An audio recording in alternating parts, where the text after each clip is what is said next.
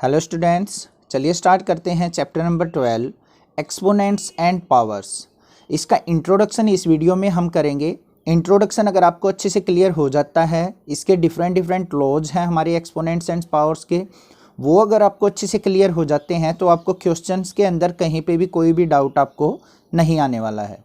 तो आप इंट्रोडक्शन को बहुत अच्छे से क्लियर करेंगे, तब आप एक्सरसाइज पे मूव करेंगे तो आपको बहुत ईजिली आपके क्वेश्चन सारे के सारे बन जाएंगे। चलिए देखते हैं। सबसे पहले हम एक्सपोनेंट्स एंड पावर्स का मतलब क्या होता है। अब हमने प्रीवियस क्लासेज में देखा होगा, कोई भी टर्म है हम जैसे लिख देते हैं 10⁻⁴ लिख दिया मैंने, ठीक है। इसका मतलब क्या होता है, जो हमारा ये 10 होता है इसको बोलते हैं हम बेस। क्या बोला जाता है, ये हमारा बेस बोला जाता है। और जो ये इसकी पावर में लिखा जाता है इसको पावर भी बोल देते हैं और एक्सपोनेंट भी बोलते हैं। क्या बोलते हैं इसको, एक्सपोनेंट्स, ठीक है। ये हमारा बेस होगा, ये हमारा एक्सपोनेंट होगा। और साथ में मैं इसको बता दूं कि इसको हम पावर भी बोल सकते हैं। 10⁻⁴ कितनी है, 4 है, ठीक है। दूसरी जो टर्म आती है वो है, इसको हम रीड किस तरीके से करते हैं, इसको लिखा कैसे जाएगा, 10⁻⁴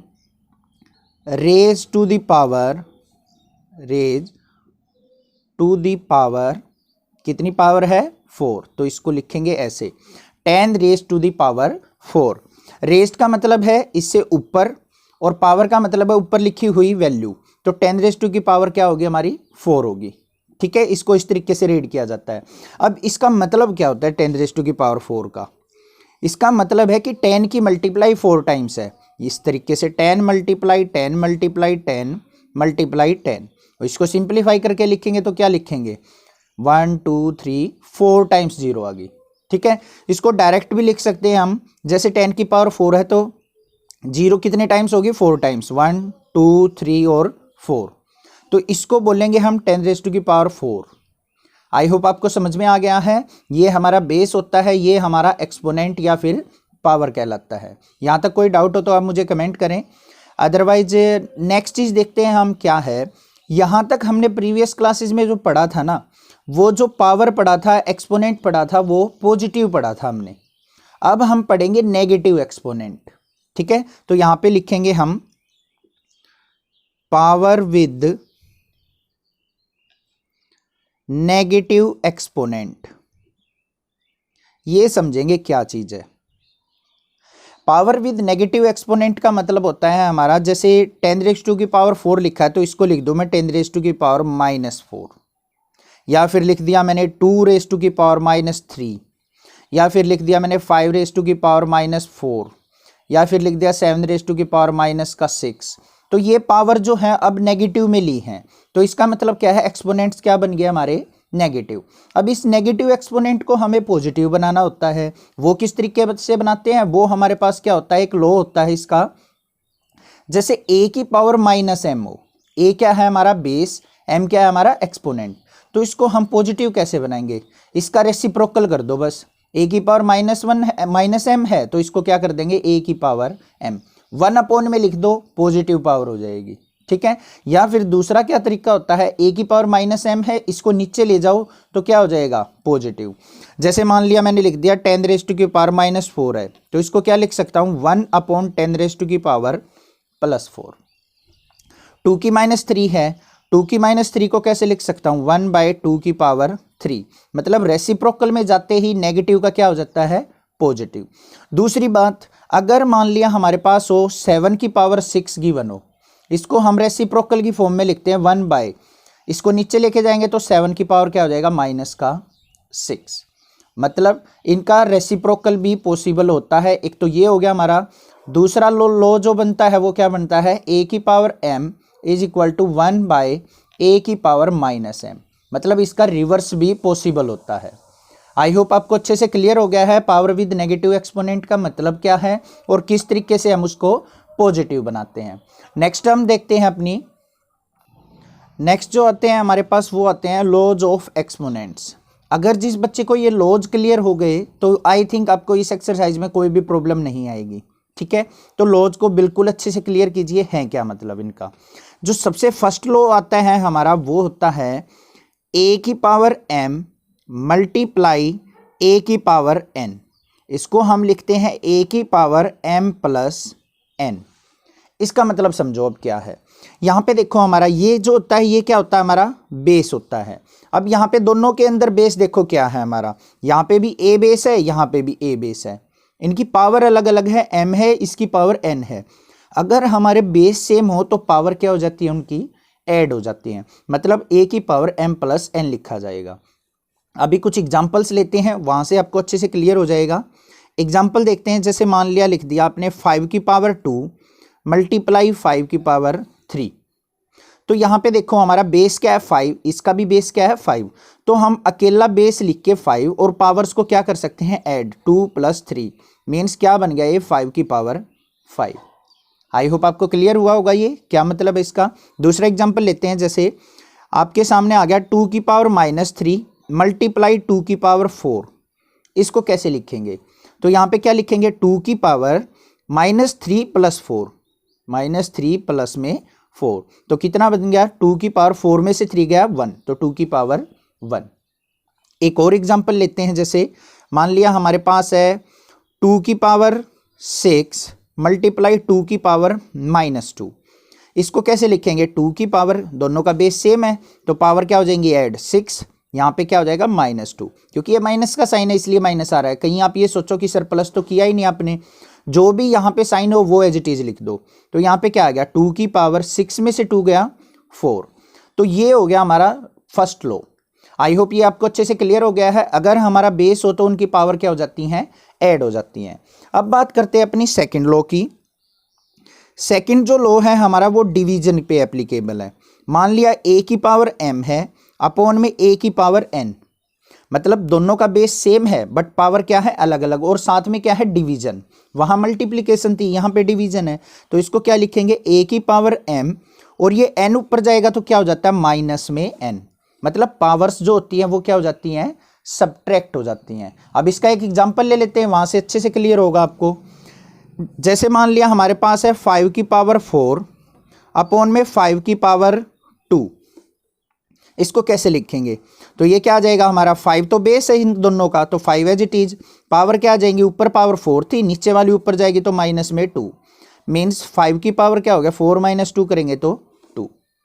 क्लियर है आपको। अभी चलो एक और एग्जांपल लेते हैं, जैसे मान लिया 7 की पावर है हमारे पास 6 अपॉन में 7 की पावर है मान लिया -2। इसको कैसे लिखेंगे, दोनों का बेस क्या है 7, 7 लिख दिया, इसकी पावर क्या है 6 और ऊपर जाके क्या होगी ये -2 है तो ऊपर जाके क्या हो जाएगी +2, तो +2, तो कितना हो गया 7 की पावर 6 और 2 क्या हो गया हमारा 8। दूसरा इसका तरीका क्या होता है, देखो यहाँ पे 7 की पावर 6 है, माइनस की जाती है नीचे वाली पावर, तो माइनस ऑफ ये क्या है -2, तो माइनस माइनस क्या हो जाएगा प्लस, तो यहाँ पे भी 7 की पावर क्या आ जाएगी 6 + 2 8। आई होप आपको सेकेंड लॉ भी अच्छे से क्लियर हो गया होगा। नेक्स्ट मूव ऑन करते हैं अपने थर्ड लॉ पे। थर्ड लॉ जो है वो क्या है हमारा, वो देखते हैं। थर्ड लॉ के अंदर है, अगर a हमारा बेस है उसकी पावर m है और इसकी होल की पावर n दे रखी हो, क्या है मतलब a की पावर m और इस पूरे की पावर n हो, तो इसको हम कैसे लिखते हैं, a की power m multiply n। m की और n की क्या कर देते हैं यहाँ पे मल्टीप्लाई कर देते हैं, मतलब पावर्स की मल्टीप्लाई हो जाएगी तो क्या आ जाएगा a की power m into n।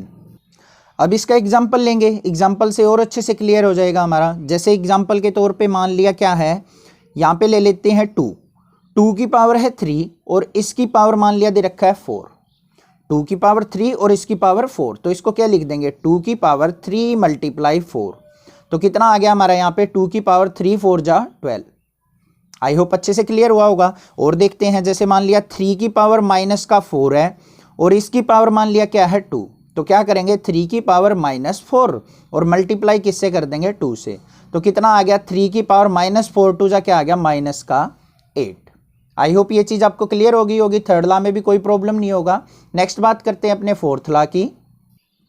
Fourth law क्या कहता है हमारा, अगर मान लिया हमारे पास है a की पावर m मल्टीप्लाई b की पावर n। अब देखो यहाँ पे ये हमारा बेस होता है, अब दोनों के बेस अलग अलग हैं, पावर क्या है यहाँ पे m है यहाँ पे n है, तो इसको क्या लिखेंगे हम इस तरीके से लिख सकते हैं a की पावर m बी की पावर एन, इस तरीके से अलग अलग लिख सकते हैं। दूसरी जो बात आती है हमारी जो फिफ्थ लॉ में है, ये तो कुछ खास इंपॉर्टेंट नहीं है, इसको तो डायरेक्टली लिख दिया, मल्टीप्लाई था यहाँ से और ए की पावर एम बी की पावर एन लिख दिया। अब अगर मान लिया इस तरीके से हो, ए की पावर एम हो मल्टीप्लाई बी की पावर भी क्या हो एम, मतलब दोनों के बेस अलग अलग हैं बट पावर्स क्या है हमारी सेम है। तो उनको किस तरीके से लिख सकते हैं हम, क्या करेंगे, हम बेस की मल्टीप्लाई कर देंगे, ए मल्टीप्लाई बी मतलब ए बी, और इसकी कंबाइंड पावर लिख देंगे हम, क्या लिख देंगे, दोनों की पावर m है तो इसकी पावर लिख देंगे m। आई होप आपको अच्छे से क्लियर हुआ है। a की पावर m है, b की पावर m है, तो इसको क्या लिख देंगे, a और b की मल्टीप्लाई, और दोनों की पावर सेम थी तो ऊपर लिख दिया m। एग्जाम्पल लेते हैं इसका एक, जैसे हमारे पास है 2 की पावर 3 मल्टीप्लाई 3 की पावर 3। देखो 2 और 3 बेस जो है अलग अलग हैं, पावर सेम है, तो इसको क्या लिख देंगे, 2 मल्टीप्लाई 3 क्या हो जाएगा, ऐसे लिख लेंगे 2 मल्टीप्लाई 3, और दोनों की पावर सेम थी तो उसको लिख दिया 3, मतलब 2 3 जा 6, 6 की पावर 3। आई होप आपको अच्छे से क्लियर हुआ होगा। एक और एग्जांपल ले लेते हैं, 5 की पावर 4 है मल्टीप्लाई 7 की पावर 4 है, तो क्या करेंगे, इनके बेस की मल्टीप्लाई, 7 5 जा क्या हो गया 35, और इसकी पावर क्या है 4, दोनों की सेम है तो इसकी पावर क्या लिख देंगे 4। तो ये हो गया हमारा फिफ्थ लॉ। अब बात करते हैं अपने सिक्स्थ लॉ की। सिक्स्थ लॉ के अंदर क्या कहता है हमारा, अगर हमारे पास है a की पावर m अपॉन में b की पावर m, डिवीजन वाली, पावर सेम है बेस अलग अलग है बट डिवीजन में है, तो इसको क्या लिख सकते हैं हम, a बाय b, इस पूरे की पावर क्या लिख देंगे m, मतलब कंप्लीट की पावर में लिख सकते हैं। इसका एक एग्जांपल देखते हैं कैसे है, जैसे मान लिया हमारे पास वो 6 की पावर 4 अपॉन में 5 की पावर 4, तो इसको क्या लिख सकते हैं हम, 6 बाय 5 इस कंप्लीट की पावर 4, मतलब जो भी हमारा एक्सपोनेंट था उसको क्या लिख दिया, कंप्लीट की एक्सपोनेंट। आई होप ये भी आपको अच्छे से क्लियर हो गया होगा। कोई डाउट अगर इन लॉज में लगता है तो आप मुझे कमेंट कर सकते हैं, अदरवाइज हमारे 2 लॉज और बनते हैं, वो देखते हैं हम क्या हैं। अब आता है हमारा सेवंथ लॉ। सेवंथ लॉ के अंदर क्या है हमारा, अगर मान लिया हमारे पास कोई भी बेस है, अगर उसकी पावर 0 हो तो हमेशा उसकी वैल्यू क्या हो जाती है 1। ये चीज़ आपको ध्यान रखनी है, मोस्ट इंपॉर्टेंट चीज़ है, बच्चे क्लास 12 तक चले जाते हैं उनको पता नहीं होता है। अब जैसे मान लिया मैं आपसे पूछ लूँ 2 की पावर 0 किसके इक्वल होगा, कई बच्चे इसका आंसर देंगे 2 होगा सर, कई बच्चे इसका आंसर 0 दे देंगे, बट एग्जैक्टली होता क्या है, किसी की भी पावर अगर 0 है तो उसका हमेशा आंसर क्या होगा 1। 2 की पावर 0, 3 की पावर 0 उसका भी 1, 10 की पावर 0 है उसका भी 1, या फिर कहीं 1000 की पावर बेशक से 0 हो उसका भी आंसर क्या होगा 1। कोई भी वैल्यू हो XYZ, कुछ भी वैल्यू हो, अगर उसकी पावर 0 है तो उसका हमेशा आंसर क्या आएगा हमारा 1 के इक्वल होगा।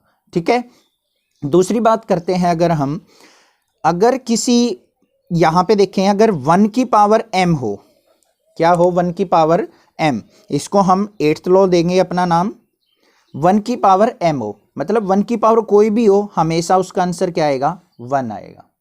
अब यहाँ पे क्या है, जैसे 1 की पावर -1 हो तब भी आंसर 1 आएगा, 1 की पावर मान लिया क्या है हमारी 2 हो तब भी आंसर 1 आएगा, 1 की पावर मान लिया क्या है 100 है तब भी आंसर 1 आएगा। तो मतलब 1 की पावर कुछ भी हो हमेशा आंसर क्या आएगा उसका 1 आएगा। आई होप ये चीज़ भी आपको अच्छे से क्लियर हो गई है, कोई डाउट नहीं होगा आपको इस चीज़ में। नेक्स्ट देखते हैं अपने जो इसके अंदर जो हमारी नेक्स्ट एक्सरसाइज आएगी 12.2, उसके अंदर क्या करना है हमें, express the number in standard form.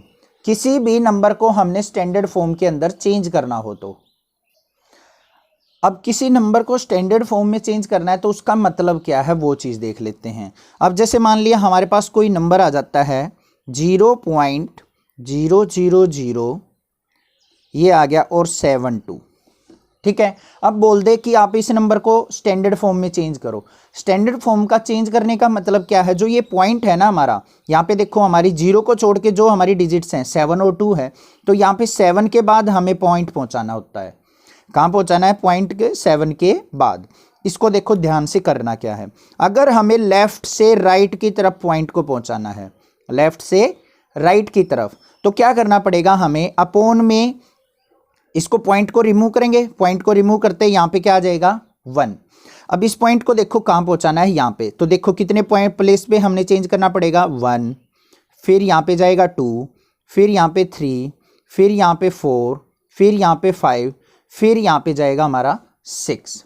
तो 6th पोजीशन पे गया है तो उतनी ही 0 लगा देंगे हम यहाँ पे, 2, 3, 4, 5, 6।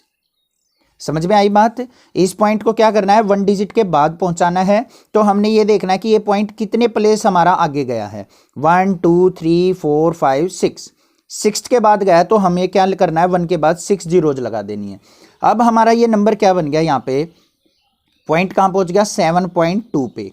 अपोन में क्या है हमारा, 1, 2, 3, 4, 5, 6 जीरोज हैं, तो इसको लिख देंगे हम 10 की पावर 6। ठीक है। और इसको हम कैसे लिख सकते हैं, 7.2 मल्टीप्लाई 10 की पावर, अब 6 नीचे पॉजिटिव है, ऊपर जाएगा तो क्या हो जाएगा, नेगेटिव। तो क्या बन गया, 7.2 इंटू 10 की -6। आई होप आपको पता चल गया है। लेफ्ट टू राइट जाएंगे तो अपोन में जीरोज आ जाएंगी। ठीक है। अब बात करते हैं हम, अगर हमें राइट टू लेफ्ट चलना हो। अब मान लिया हमारे पास एक नंबर गिवन हो, एग्जाम्पल लेते हैं कोई दूसरा, जैसे 149,000,000 ये नंबर है, मान लिया, एज्यूम कर लिया। अब हमने इसको स्टैंडर्ड फॉर्म में लिखना हो, पावर्स एक्सपोनेंट की फॉर्म में, तो कैसे लिखेंगे। अब हमने क्या करना है, देखो इस तरीके से नंबर हो ना जिसमें कहीं पे भी पॉइंट नहीं हो, तो उसका पॉइंट क्या होता है, लास्ट में होता है। हमें इस पॉइंट को कहाँ पहुँचाना है, अब एक डिजिट के बाद। यहाँ से डिजिट नहीं देखेंगे, आगे से लेफ्ट साइड से डिजिट देखते हैं। तो यहाँ पे हमें क्या करना है, पॉइंट को पहुंचाना है इस प्लेस से यहां तक। तो हम देखेंगे कितने प्लेस मूव करना पड़ेगा हमें। अब कहां चल रहे हैं हम, राइट टू लेफ्ट। यहां था हमारा 1, 2, यहां पे 3, 4, 5, 6, 7, 8 प्लेस मूव करना पड़ा हमें। तो इसको क्या लिखेंगे, 1.49 मल्टीप्लाई 10 की पावर 9। कितने प्लेस मूव किया था यहाँ पे, 1, 2, 3, 4, 5, 6, 7, 8। तो 8 मूव किया था, तो हम यहाँ पे क्या लिखेंगे, 8 लिखेंगे, ना कि 9। ठीक है। 8 प्लेस मूव किया ना, 1, 2, 3, 4, 5, 6, 7, 8। तो यहाँ पे क्या आ जाएगा हमारा, 1.49 मल्टीप्लाई 10 की पावर 8 आ जाएगा। एक छोटा सा और एग्जाम्पल ले लेते हैं। मान लिया हमारे पास हो 164,000, ये है। अब हमें इसको स्टैंडर्ड फॉर्म में लिखना है, एक्सपोनेंट की फॉर्म में। तो देखो यहाँ पे पॉइंट होता है, पॉइंट को हमने कहाँ पहुंचाना है, यहाँ पे। तो कितने प्लेस मूव करना पड़ेगा हमें इस पॉइंट को, 1, 2, 3, 4, 5, 6 प्लेस मूव करना पड़ा। तो क्या बन जाएगा, 1.64 मल्टीप्लाई 10 की पावर 6। आई होप आपको अच्छे से क्लियर हो गई है ये चीज। अगर हमें लेफ्ट टू राइट चलना हो तो अपोन में आएंगी जीरोज, अगर राइट टू लेफ्ट चलना हो तो हमारी मल्टीप्लाई में आएंगी। अब यहाँ पे देखो, लेफ्ट टू राइट चले थे तो यहाँ पे नेगेटिव पावर में आए हैं, राइट टू लेफ्ट चले तो हमारी पॉजिटिव पावर में आई है। इस तरीके से हम क्या करेंगे, अपने नंबर्स को स्टैंडर्ड फॉर्म में एक्सप्रेस कर देंगे। बाकी क्वेश्चंस के अंदर करेंगे, वहां से आपको और अच्छे से क्लियर हो जाएगा। आई होप ये इंट्रोडक्शन आपको अच्छे से क्लियर हो गया होगा। कहीं कोई डाउट फील करते तो आप मुझे कमेंट कर सकते हैं, अदरवाइज इस चैनल को सब्सक्राइब जरूर करें, अपने क्लासमेट्स को जरूर बताएं, क्योंकि आने वाली क्लासेस की वीडियो आपको इस चैनल पे मिल जाएंगी। Thank you students for your love and support. Thanks.